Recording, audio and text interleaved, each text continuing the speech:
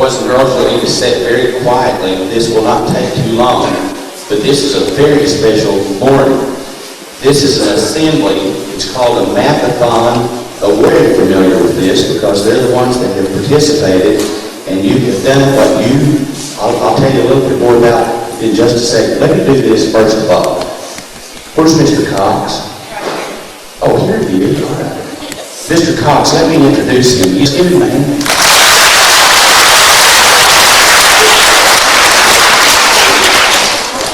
Am I overlooking anyone else? Are there any hard work for the school? And we're very appreciative of that.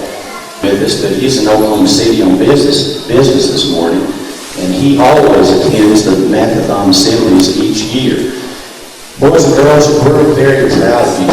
I know this took a lot of hard work and dedication on your part, but it's amazing to me that in a community the size of Stilwell, and so many people on a fixed income, in other words, there's not a lot of money here, that you will work as hard as you have to raise the money that you did, and the pay to give.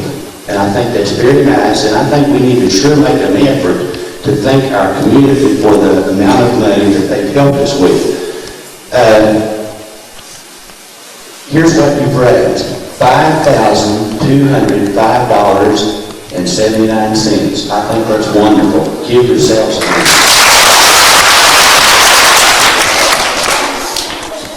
I'll go ahead and let, I think Mrs. Woodward, she's going to explain exactly the process that boys and girls went through to raise the money. One of the people that she and Miss Woodward have worked together on this, and they've done an excellent job. Without organization and guidance, nothing can be successful.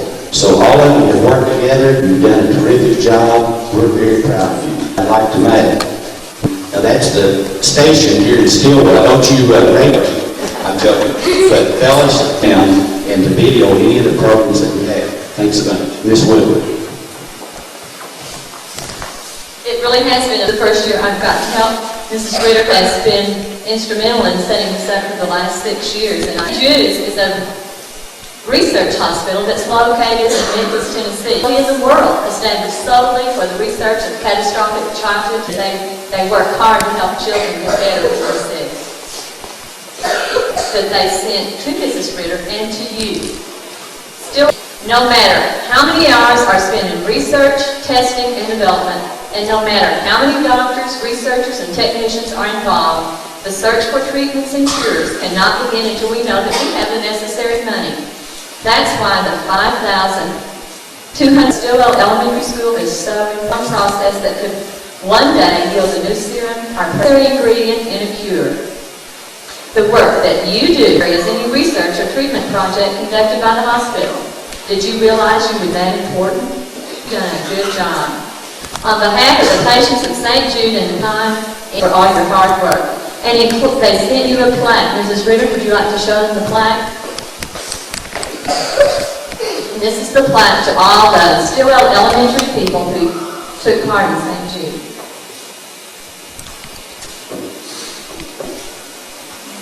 Mr. Nunn has told you how much you raised of $20,660 raised for St. Jude Hospital. That's a lot of money. Mrs. Ritter and I would like to thank all the teachers for their help and for the parents. We know that this took a lot of effort on your part, parents and teachers. We appreciate it. Now then, for the awards.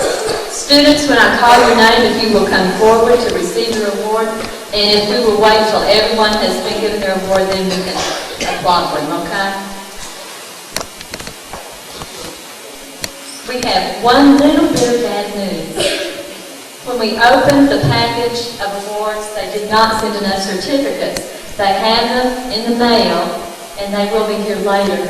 Would you like to show them what the certificates will look like? So, today you won't get one, but you will as soon as we receive it. They should be here today or tomorrow. Fourth graders, we're going to start with you. These people received certificates. Lewis Wordman,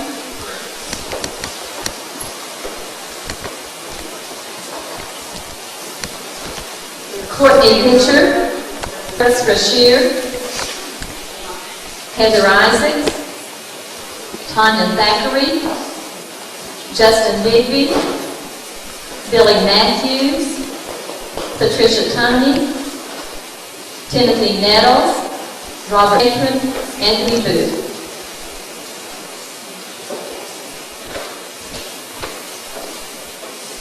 If you raise a t-shirt and a certificate, and these fourth graders receive t-shirts. Starla Sanders, Wendell Gatewood, Jessica Eubanks, Alicia Bynum, Robbie Despain, Daniel Holtz, Amanda Ford, Brandon Champlain, Jason Butler, Kyle Brown, Rachel Bowen, Crystal Sellers, Kelly Thomas, Bryce McFarland, Evan Petrie, Rod Robertson, Todd Robertson, Nathan Workman, Cassie Lupiano.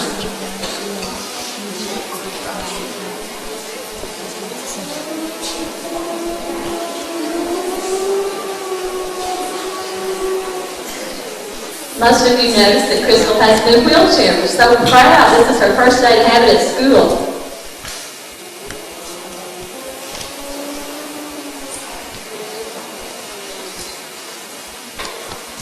Fourth graders who collected $75 or more receive a certificate, a t-shirt. Rebecca Scott, Cole Morgan, Stephen Scotch, Dustin Alexander, Ashley Johnson, Lynette Williams.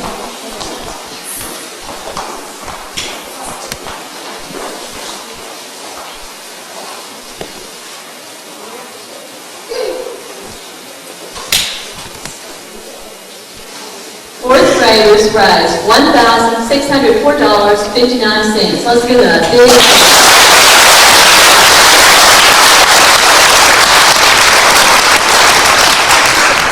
graders may sit down. Thank you.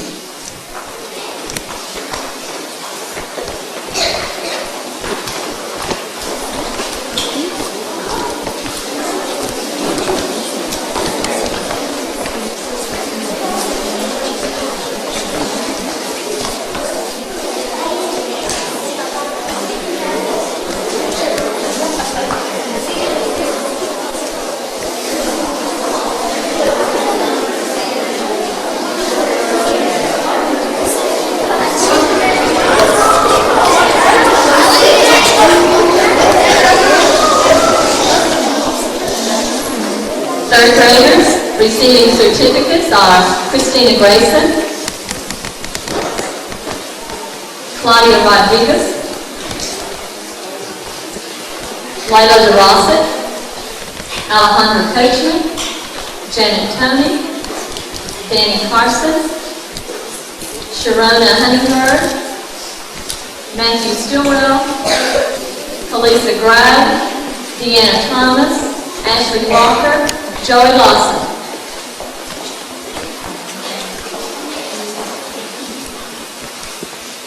Third graders who collected $30 or more and received a certificate and t-shirt are Thomas Parker,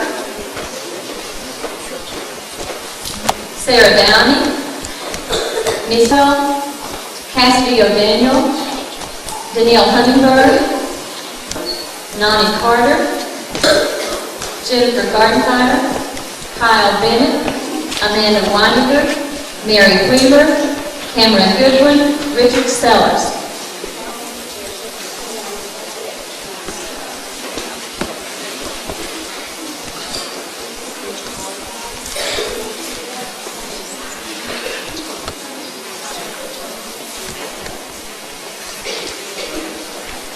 Third graders who raised $75 or more and received certificate, t-shirt, and tote bag are Michael Muspratt, Simon Wheeler, Micah Eubanks, Kyle Williams.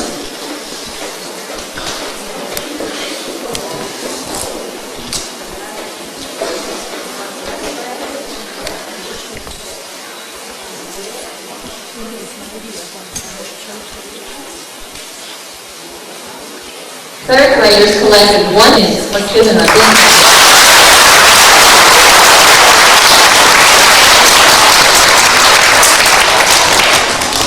Thank you, third graders. You may-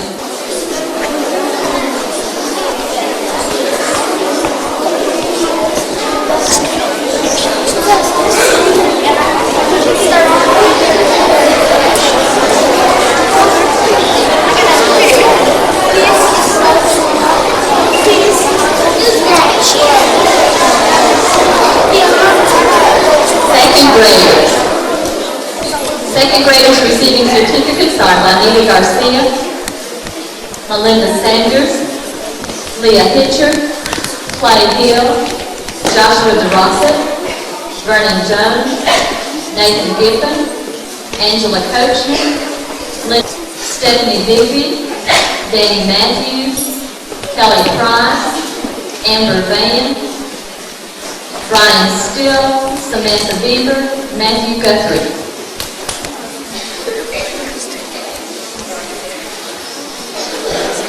Second graders who raised $30 or more and received certificates and t-shirts are Alicia Gibson, Eddie Giffen, Jane Isaacs, Sonia Gregory, Corey Harris, Megan Kuykendall, Jessica Brown,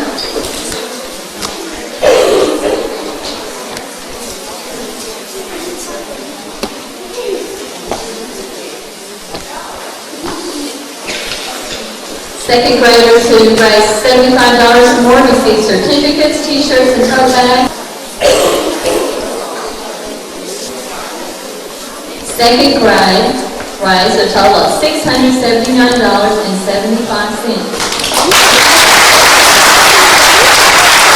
Thank you, second graders. You may sit down.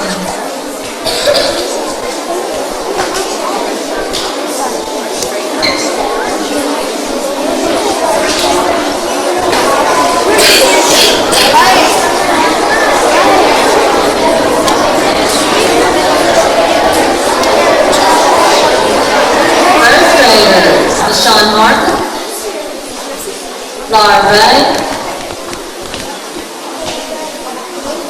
Desiree Wilson, Price, Candace Stewart. First graders receiving certificates and t-shirts: Kyle Eber, Matt Ford, O'Neill, Vicki Lecce, Jeffrey Womack,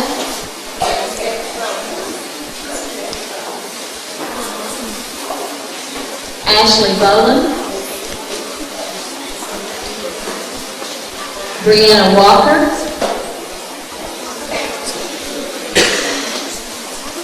Heather Neff, Jesse Atkins,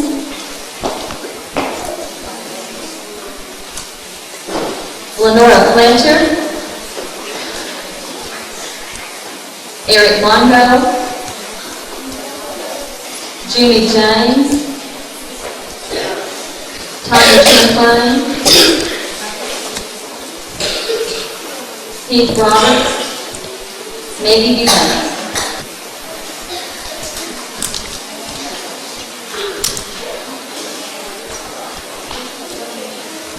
First graders $75 or more are Megan Reed, Adriana Carson, Keith Patterson, Raymond Bruner, Tyler Presley.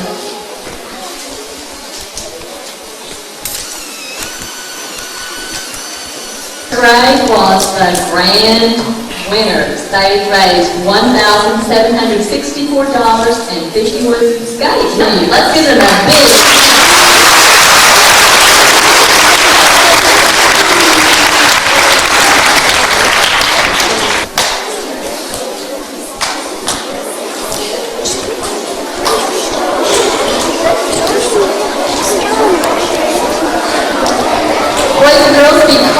you raised over $5,000, the school received a VCR and have it up on the table. So give yourselves a big hand.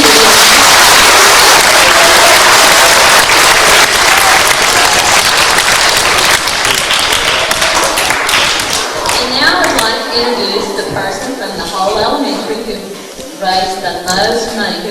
grand winner, I guess you call it.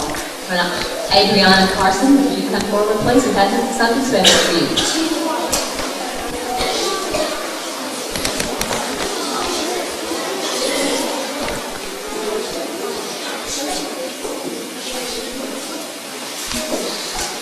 Not only did she raise more money in first grade, but also second, third, and fourth. Let's give her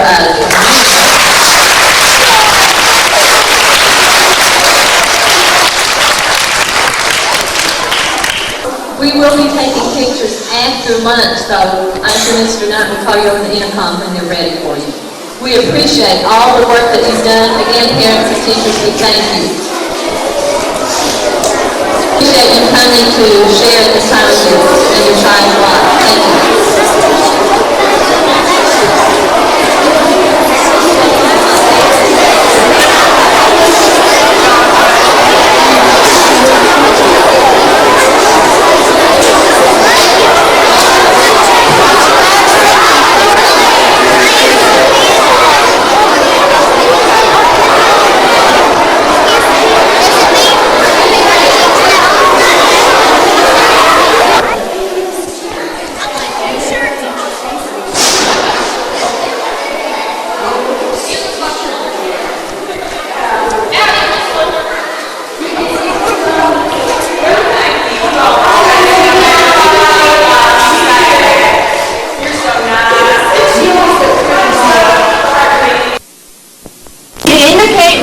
Well, what that means, when you know an answer, press the button. Okay, this is important. If the first mathlete, that means first student to respond, answers correctly, the individual will score 1 point in the round. If the first to respond answers danger of the 40, well, we're using a minute. 1 minute to answer the question and score a point in the round. The next question will be posed. That means the question's finished. The mathlete who answers the most of 3 questions correctly will capture 10th and 9th place. You don't necessarily have to get 2 out of 3. You have to get the most up here, and nobody gets it. That's the first question. Second question. What's going to happen on the third question if a student answers it correctly? They win. If neither one, at the end of 3 questions, each mathlete has correctly answered 1 question or no questions correctly, a sudden death situation will be declared, and that is just the first. Okay, now we do this until we get to number 5. At that time, mathlete questions in each round in order to progress to the next round.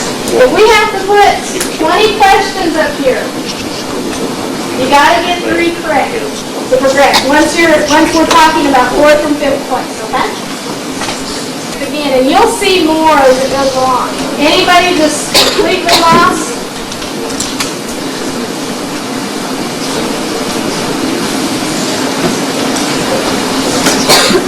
Cindy, if you'll go to the back, if we could turn this middle light on, which one it is?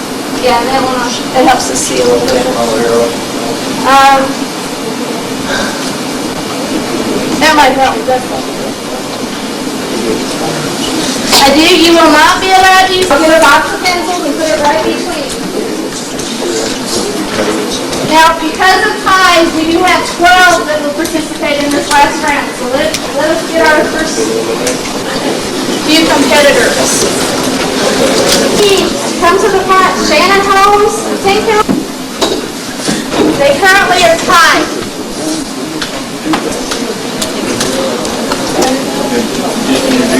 Okay. From 10 Killer School, Josh King and Shannon Holmes. Read this question to you. If I would read it wrong, go by what's on the screen. Okay? When 8/9 is divided by 4/5, the result is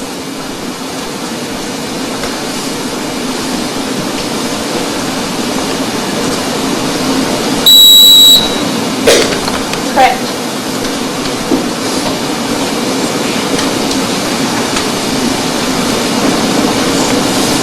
Next question. 1/3 minus 1/2 equals.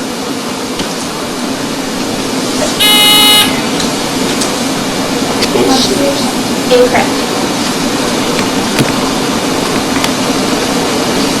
It was negative 1/6. This will be 2.1 to the second power minus 0.1 to the second power.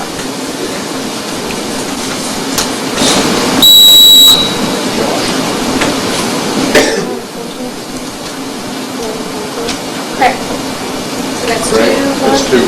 John. Let's give Shannon a good hand. Josh, keep going. Since he won, he stays up here. Right now we need John, Orca, and Juan. Curry, sorry, John. Okay,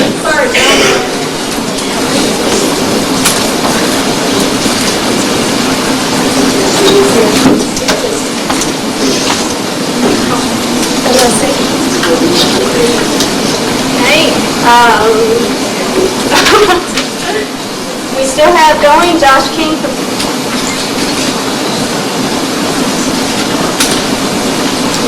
10 times 15 times 24 is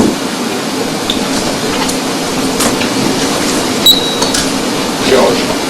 600. Incorrect.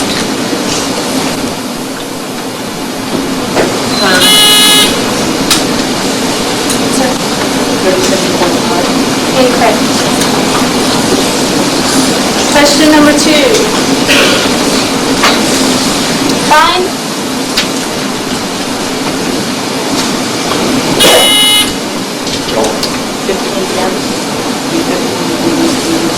incorrect.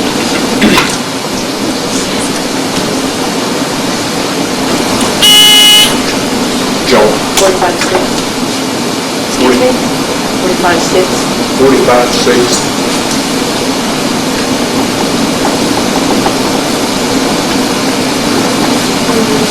So this.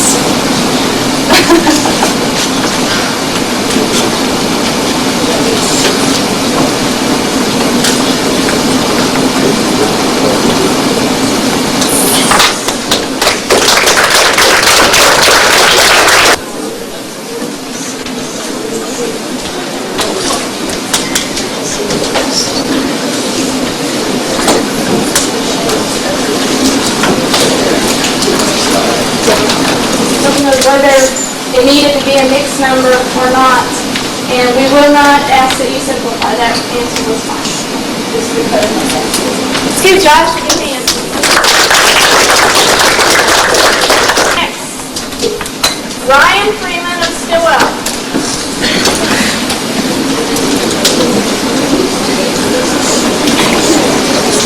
And these students, all the students for 7th place. Freeman of Stilwell. 2 plus negative 3 plus 4 plus negative 5, etc.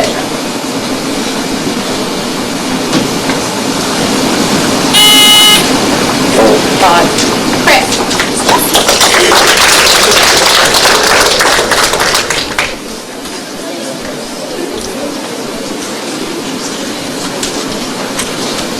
When 4 is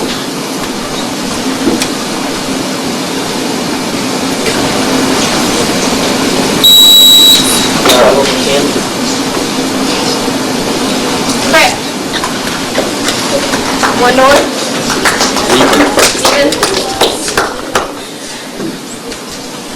Find the remainder when 7,000,000,000,000,000,000,002 is divided by 9.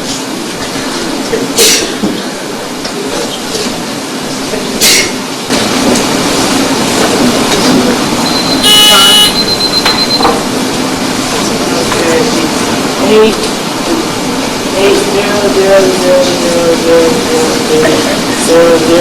0.2 and a 2. Incorrect. Great. One more. Okay, set it. 1/6 plus 1/4 plus 1/6 plus 1/4 plus 1/6.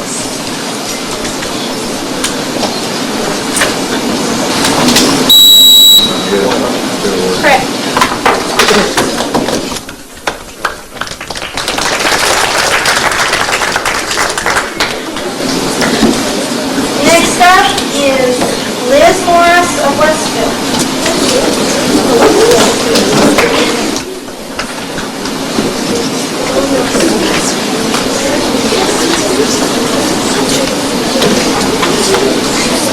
This is Liz Morris of Westville. First problem. The first 100 positive numbers is 5,050. Find the sum of the first 100 positive odd whole numbers.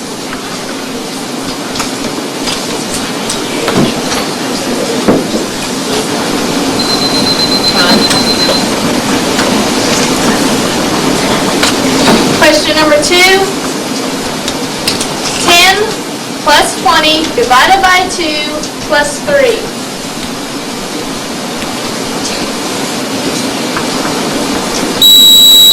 Right. Incorrect.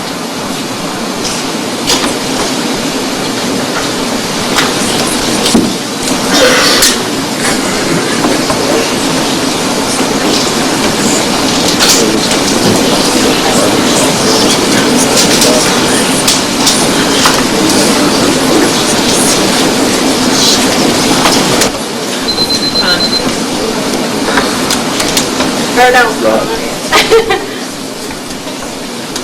Oops. All right.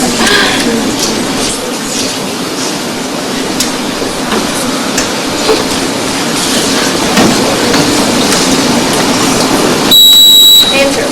Correct.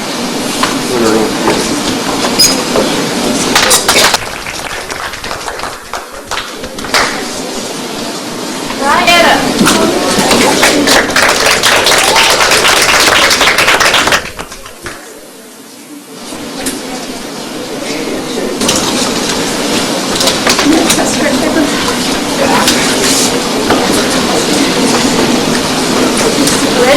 Jeremy Hamilton of Marion.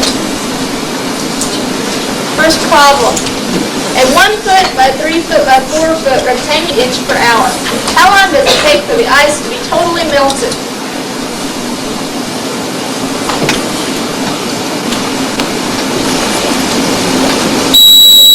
Answer. 144 hours. Correct. Problem, the sides of a triangle are 6, 8, and 10. The area of this triangle is? Correct. Okay, this will decide it.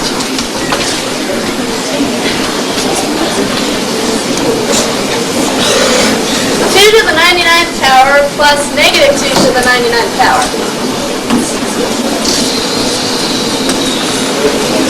Negative 21802. Incorrect.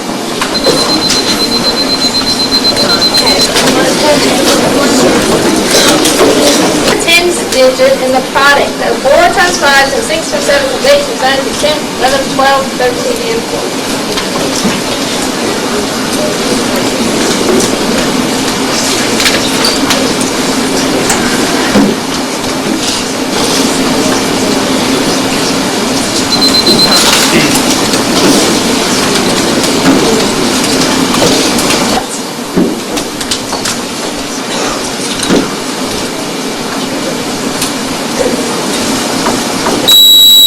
1 over 81. correct.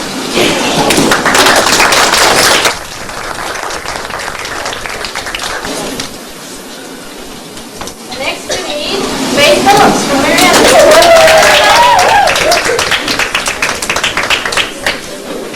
Faith is 6th place.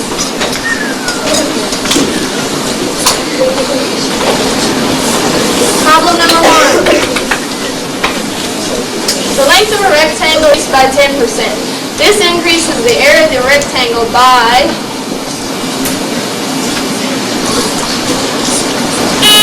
answer. Incorrect.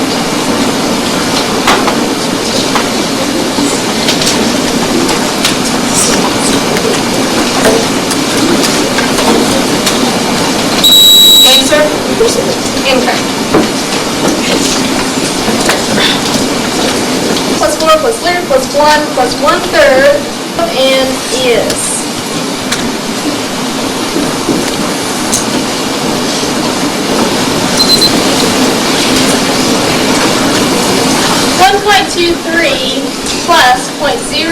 806 equals? Answer. Correct.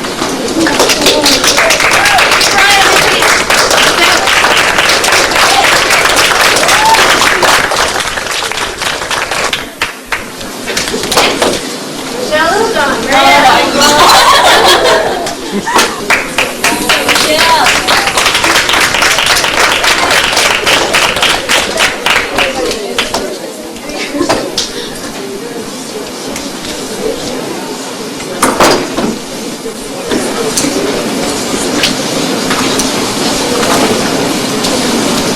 First question. 49 divided by 0.7 equals? Answer, correct.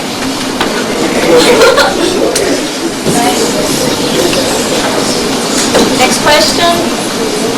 60 meters of fencing are needed to fence in a square lot. Find the area of the lot.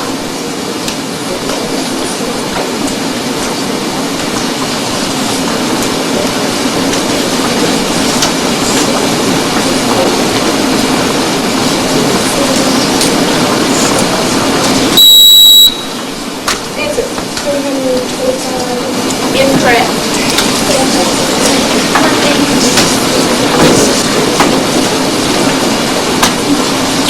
Answer? Correct.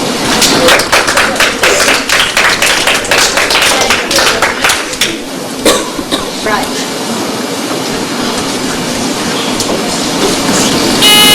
Answer? Incorrect.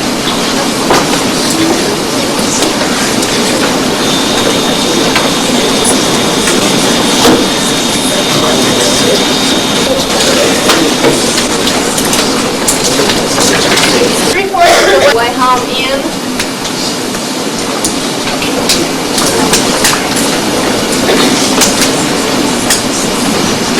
Incorrect.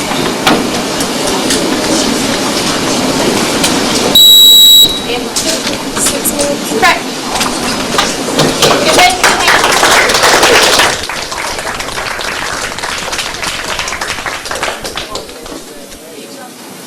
Next.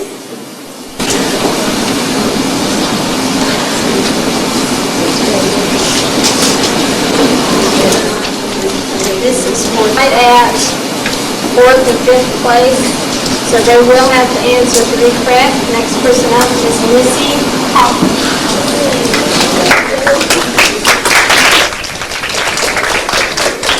Oh, from Westwood. Missy Hoffman from Westwood. They need to be three correct ones. Okay, first question is.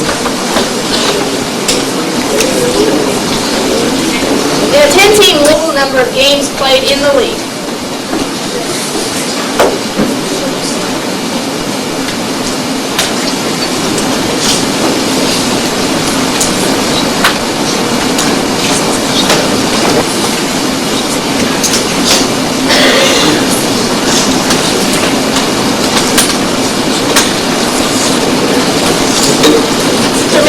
Excuse me. Answer, Michelle. Correct.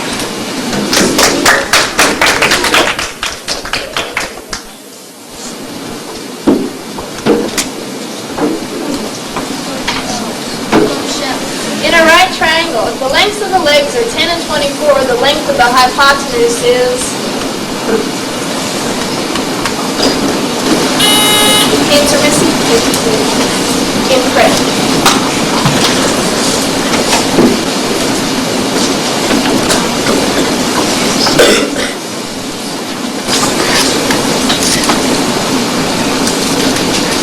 Is cut into 8 slices of equal weight. Find the weight of the 3 slices of the pizza.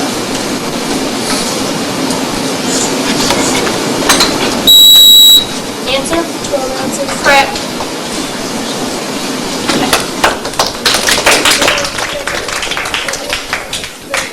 You got 2 corrects and 0. Find the value of the square root of 40 rounded to the nearest whole numbers.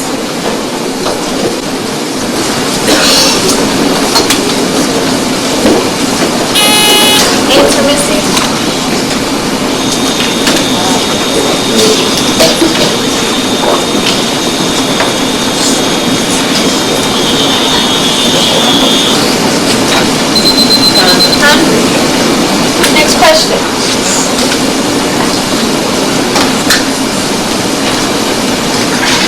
gonna let you read that because I don't know how to read that second one.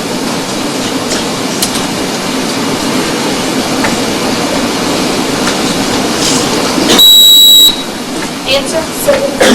Correct.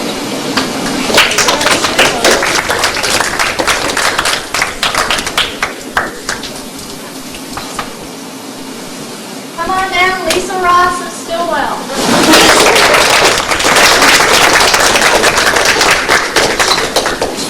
The winner of this, the loser of this will be our fourth place. Okay, no shouting match. Think silently to yourself. First problem. Exactly 10,000 miles. How many spare tires of the miles can be?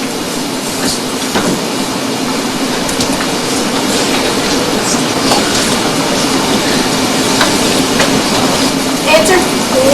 Incorrect. Answer? Incorrect.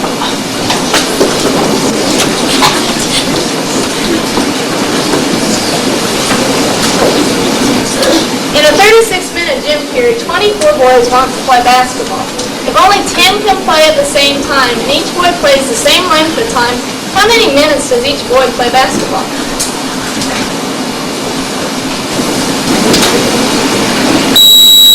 Answer.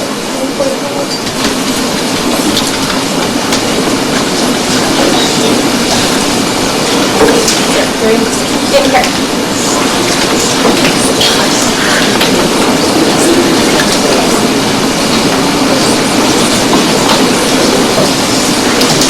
It represents the number of what?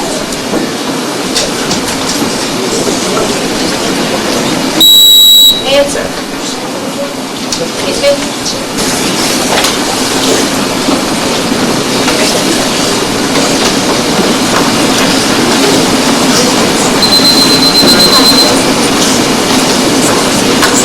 Next question. 0.3 to the second power. What is it? If 3x minus 6y equals 8, then x minus 2y equals.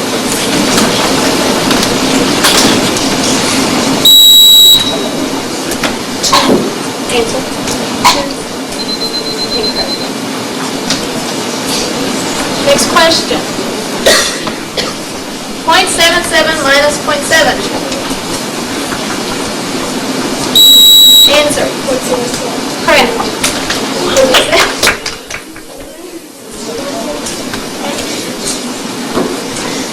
An equilateral triangle and a regular head 20 centimeters. The perimeter of... Excuse me, say it again. 60 centimeters. Incorrect.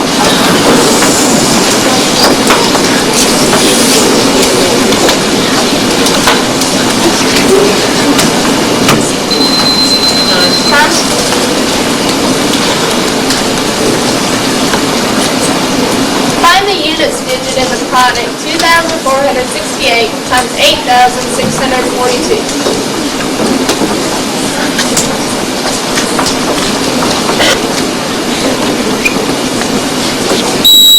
Answer? 6. Correct.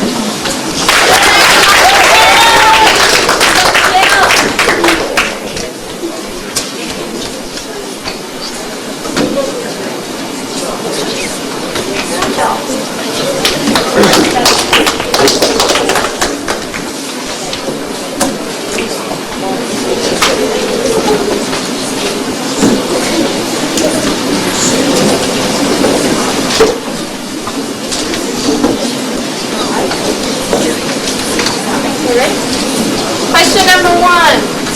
If 2/3 lots 3/2 summation, answer? Multiplication. Correct.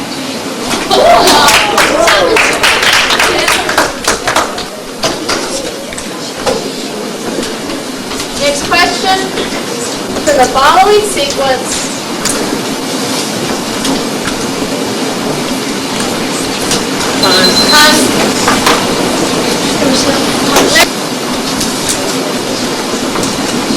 find the next power. Answer. Correct.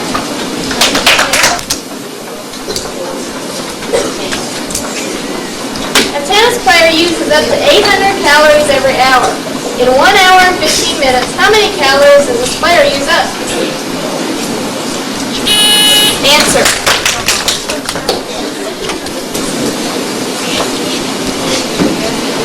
On a certainty, 8 for all average of these students.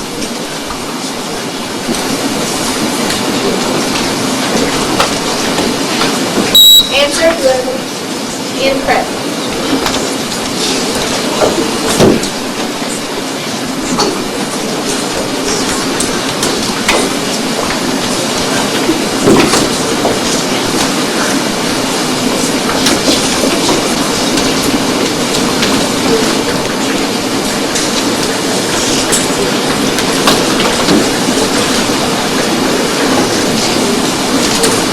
Of 50 people, 38 have brown hair, 29 have brown eyes, and 23 have both brown hair and brown eyes.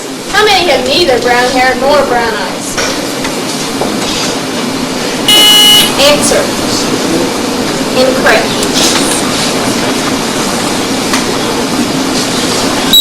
Answer. Incorrect.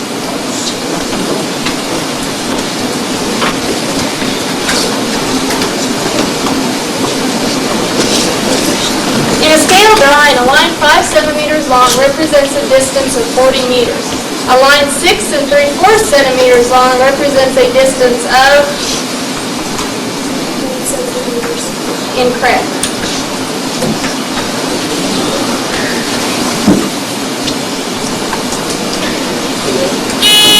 Answer. Incorrect.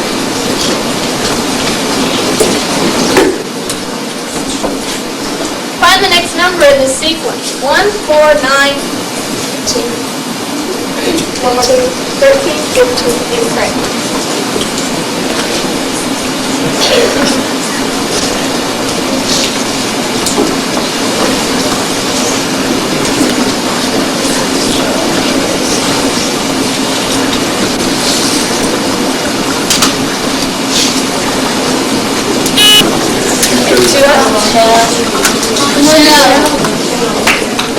You guys want to breathe a minute or ready to go? Ready?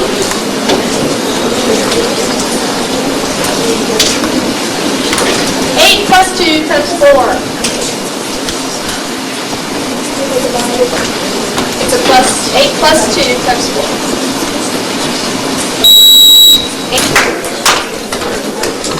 Right.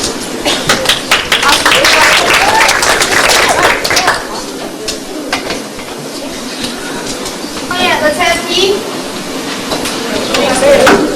Croquet.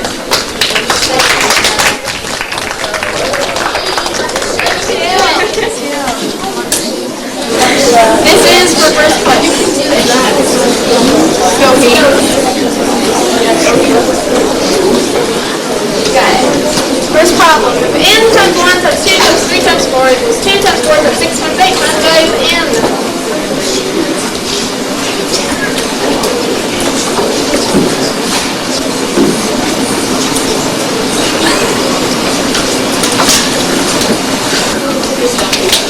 Yeah. 111 times 999.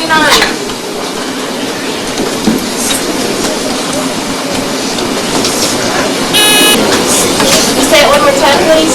110,880. Correct.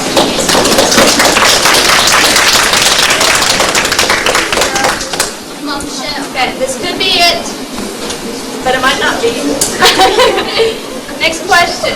The ratio of girls to boys at a school dance was 3 to 4. Answer. 45. Correct. Let's give him a good hand.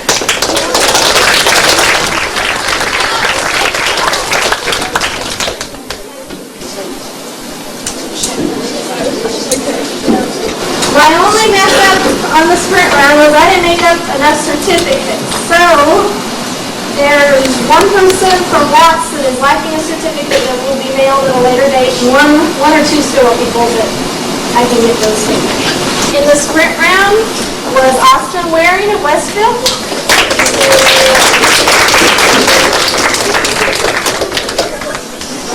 Crowfoot.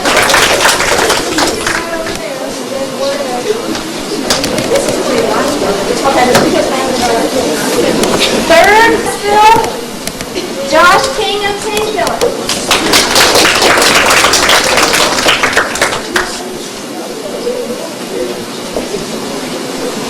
Tied for fourth, David Greathouse of Watts, Jeremy Hamilton of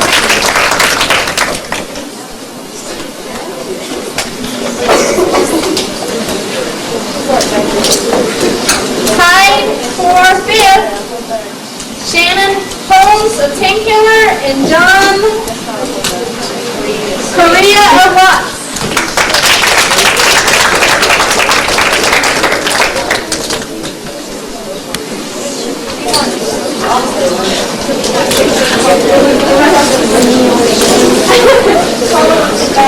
Tied for sixth, highway tie, and I'm lacking certificates from some of you, but I will get them to you.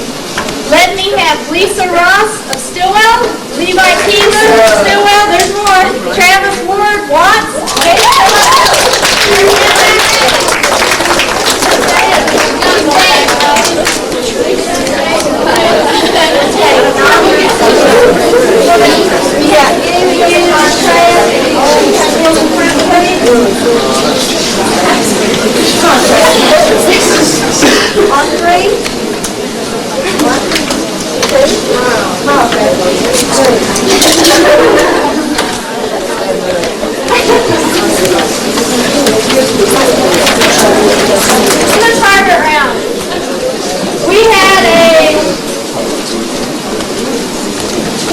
and once again, if I don't have a certificate for you, I will mail it to your teachers.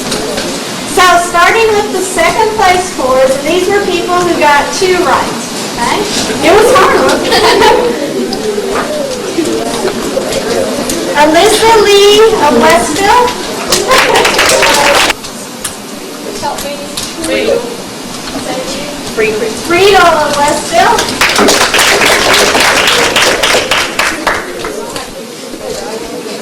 Amy Guthrie of Westville. Hammer of Westville. Liz Morris of Westville.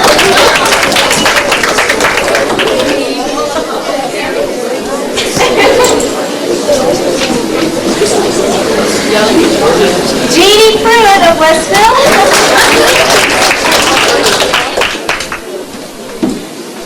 Okay, we're changing schools now, okay? This is still tied for second place. Tabitha King of Marietta.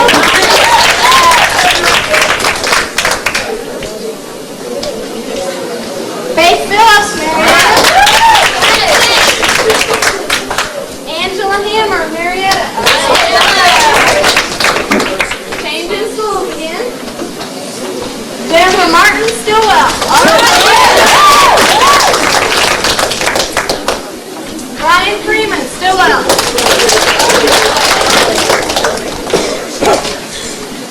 Changing schools once more. Tina Hawkins, Watts.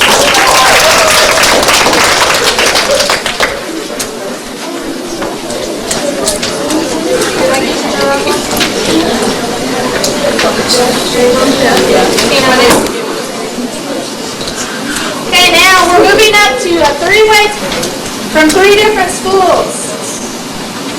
Michelle Littlejohn, Marietta.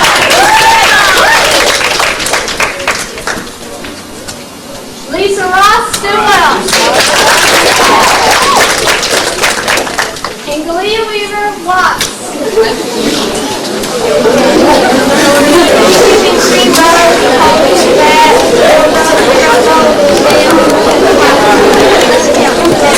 Our top 4 individuals, this is just 5 because you saw that happen. 4th place, Lisa Ross, Stilwell.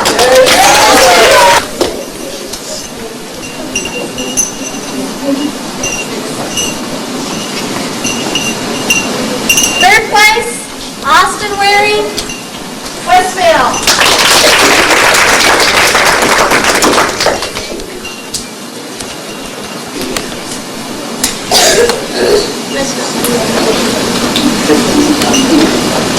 2nd place, Michelle Littlejohn, Marietta.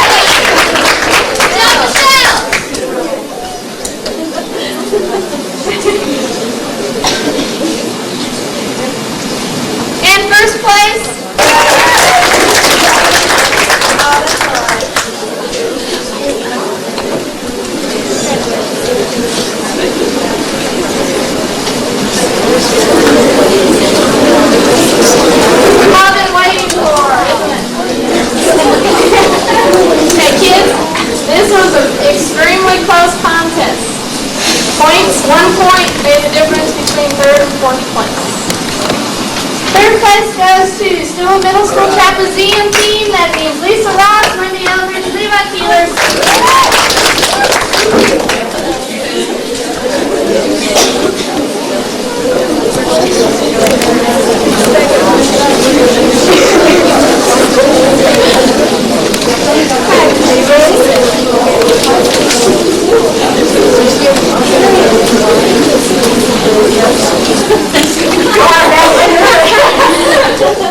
We had a two-way tie for first place.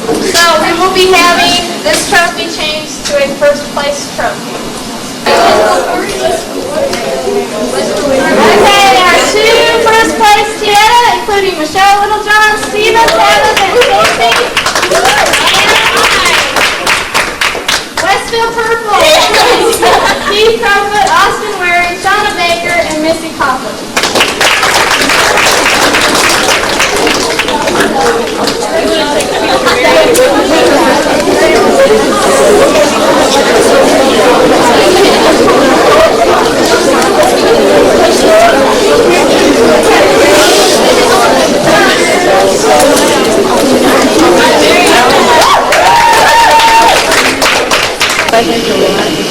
Jeremy Herbert, Watt.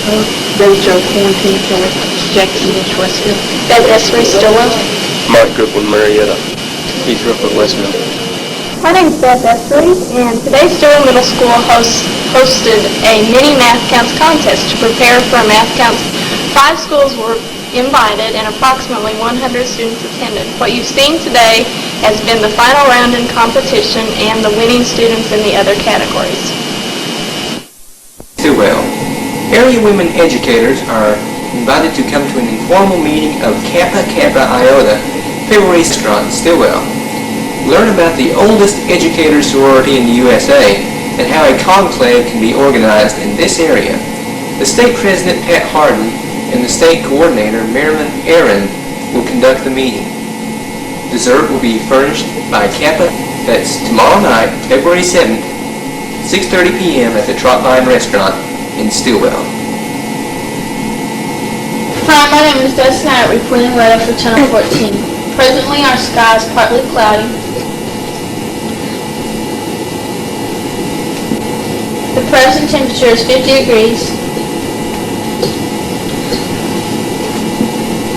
The relative humidity, the wind is out of the north at 18 miles per hour. Barometric pressure is 29.70. Mostly cloudy in the north Thursday, partly cloudy in the south. There is a chance of sprinkles in the north and east. Highs Thursday will range from near 50 to the northwest to the upper 40s in the southeast. Lows will range from the mid-20s. It will be mostly sunny with highs in the 50s in the north, east to the near 60s in the south. Lows in the 20s and 30s. Partly cloudy skies will prevail Saturday through Monday. Highs will range from the mid-40s to the northeast to the mid-50s in the southeast, upper 30s in the northeast to the upper 40s in the southwest. Sunday. Monday highs will be in the lows 50s.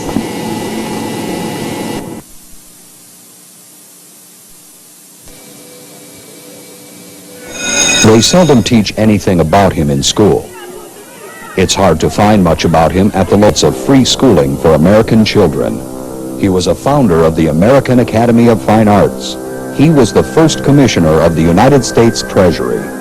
And 2 centuries ago, in September 1789, he outpoliticked the sons-in-law of Benjamin Franklin and Samuel Adams to become the first Postmaster General under the United States Constitution. He was Samuel Osgood of Massachusetts, and he was charged by President George Washington with maintaining a conveyance system for correspondence that would bind the people of America together in a chain that could never be broken.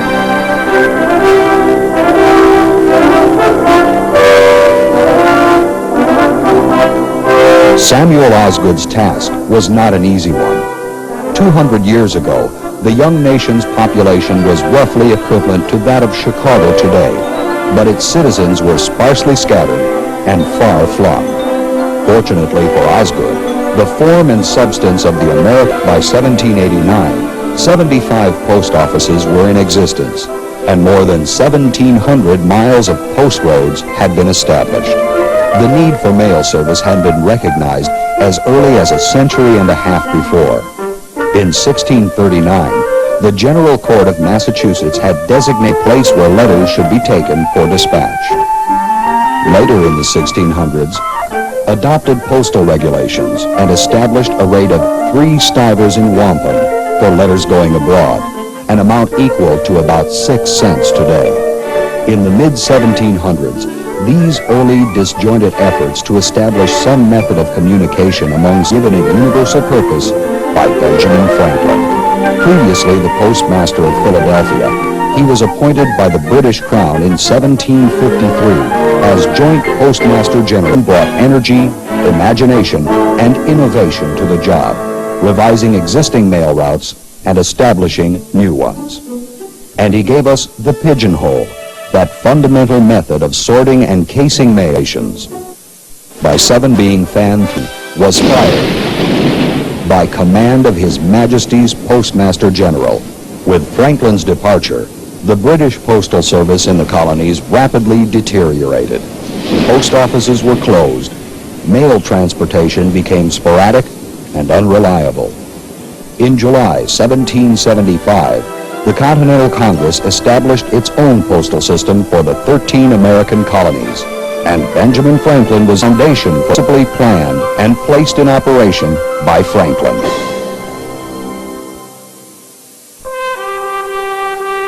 From its very beginning, the Postal Service has played a vital role in advancing the cultural and economic growth of the nation. Often located in general stores or other places of business, post offices soon became of post roads and mail coach routes, facilitated travel to remote areas of the country, and hastened development of the vast lands to the west. Over the years, mail conveyance evolved from foot to horseback to stagecoach, steamboat, airplane, and satellite. This need to speed mail delivery spurred the country's drive toward ever faster, more dependable transportation. Mail transportation contracts nurtured later, seeking safe, reliable air service for mail. The Post Office Department's pioneering aviators and its mail contracts laid the foundation for today's commercial aviation and airline industry.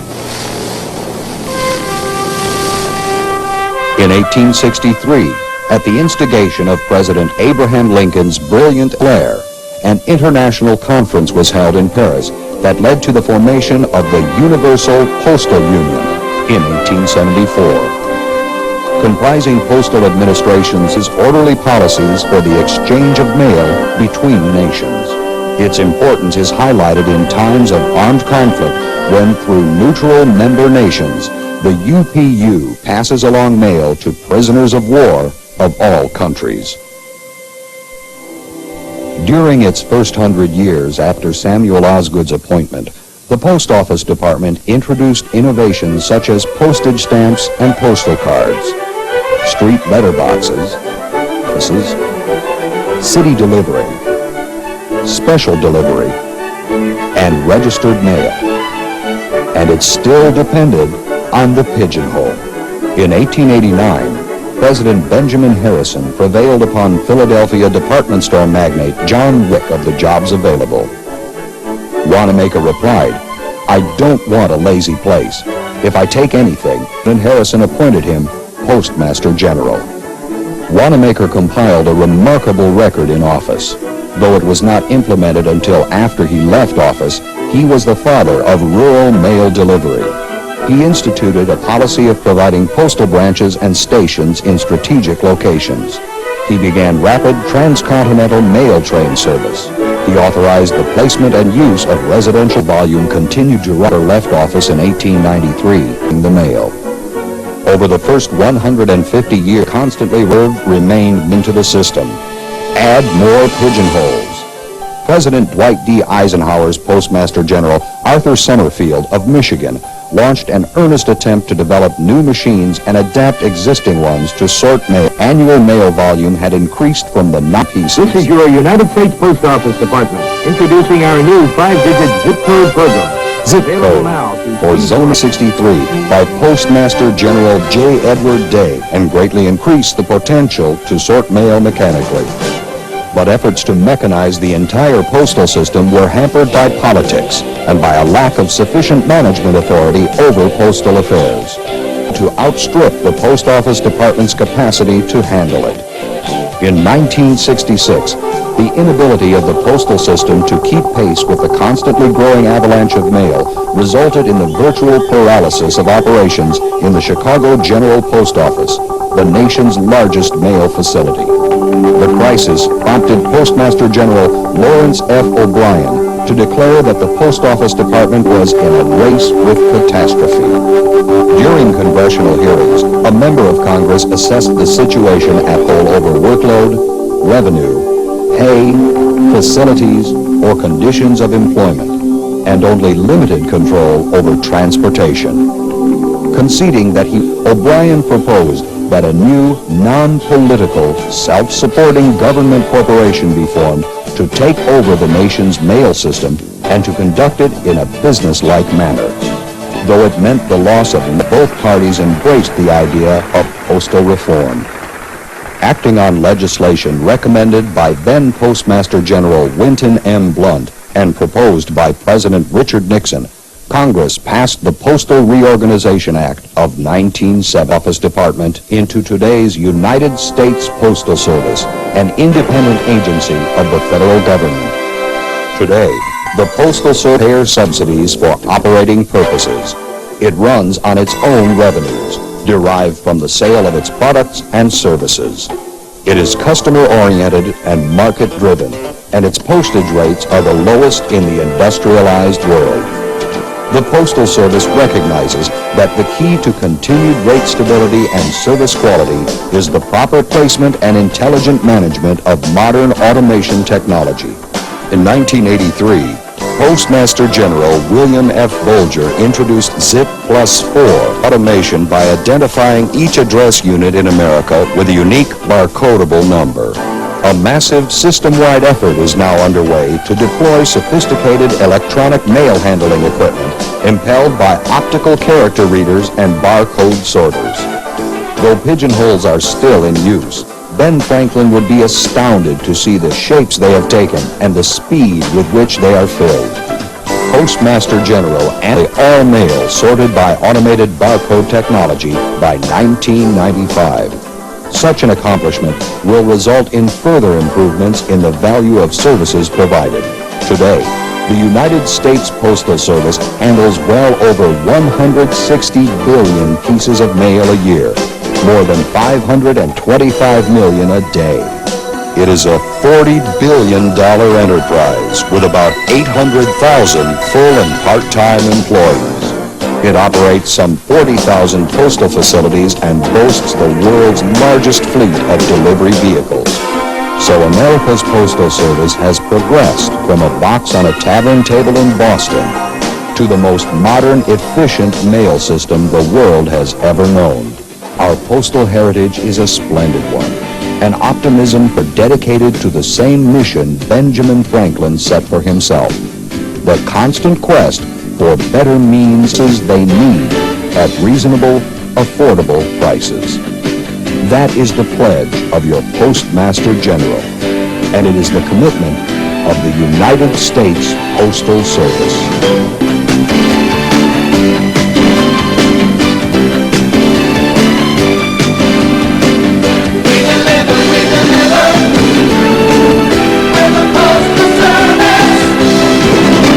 Deliver for you.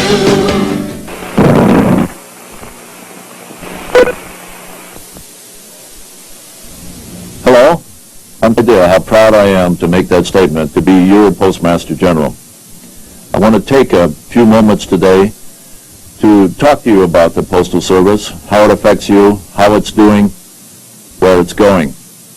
I must say, until a number of months ago, I was no great expert on the Postal Service. I was a banker. Sent out the bills and I got the checks back and never had any difficulty, never thought very much about the process that's involved.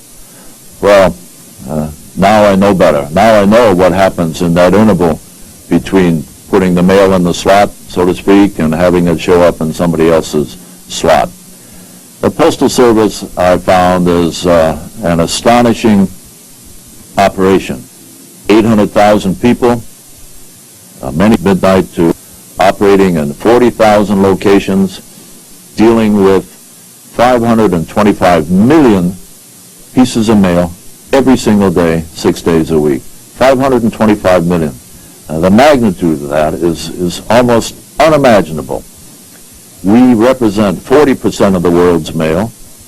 We do more mail than the next 8 countries combined. We do it cheaply, we're the least expensive, and we do it very effectively, it seems to me. Not that we can't do it better, we can. And do we make mistakes? Yes, not very often. Unfortunately, people remember mistakes better than they do the 999 letters that were delivered on time before you got your neighbor's mail. But we're doing pretty well. I wanted to just talk to you about some of the things that we hope to do differently. We're starting to sell stamps, as you know, in supermarkets and convenience stores. We're now in some $10 worth of stamps per year in those locations. And we have other ways of making it more convenient for people to get stamps. Stamps by mail, for example. Stamps through vending machines. And most of all, what we're doing is working on automation.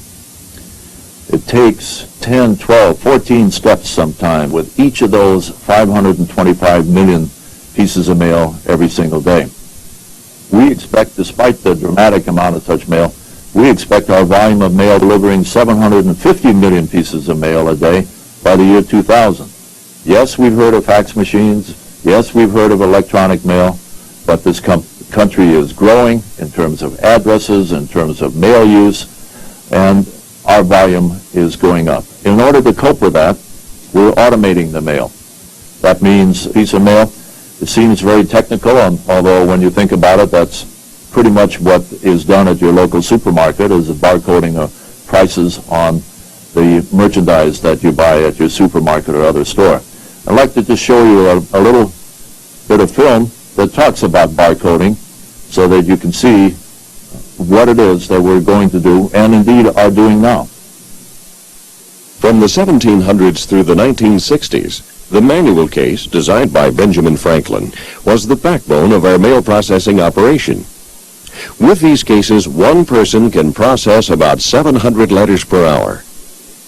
With the 70s came the age of mechanization for the Postal Service. Then, mechanization meant multi-position letter sorting machines, or LSM. With these machines, 17 people can process 30,000 letters per hour, or for mail case sorting, but it wasn't enough. Today's mail processing equipment has come a long way from a manual operation to today's multi-line optical character readers, or OCRs. Already, these machines then create ZIP+4 code. Then apply a barcode representation of the ZIP+4 code on the face of the mail piece. And it does this at a rate of 30 to 35,000 pieces per hour. That's over 11 mail pieces every second. Here at the OCRs typed or machine printed. What's more, if you've included the ZIP+4 code in your address, the next step in the process is the barcode sorter. These machines read the barcoded mail pieces, again at 30 to 35,000 pieces per hour, and sort them to their appropriate destination stacker.